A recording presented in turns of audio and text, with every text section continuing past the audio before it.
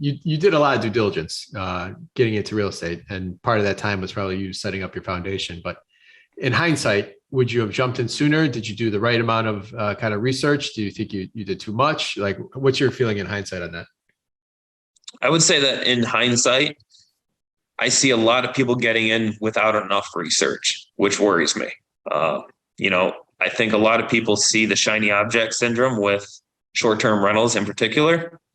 And, short-term rentals can be, as you guys know, outruled very quickly by the government, by cities, by everything. And so educating yourself on all those different risks and then finding your asset class and really honing in on that. I feel like I had the time because, obviously you get, as a new investor, I saw this one house that I bought 9 years ago. I'm like, why don't I do more of these? Right.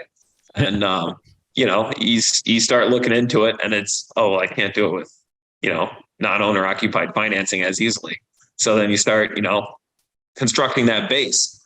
And for me, if you're sitting on a couple $1 million, it's a little bit different story. But when you're not, you want to make sure the dollars you're putting to risk, you're at least educated on it, and really dove deep into it. And so for me, it was not only choosing my asset class that I wanted, but knowing my why behind that asset class and trying to figure out as much ins and outs of the lending environment that I could before going and talking to lenders about it.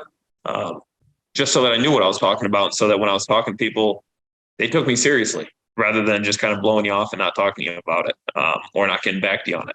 So I think in terms of education wise, venture out from the YouTube videos, get more into podcasts, get more into the audiobooks, and really diversify who you're learning from.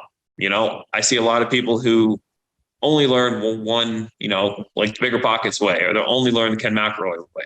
Like, combine that knowledge so that you can kind of choose your own course in a way.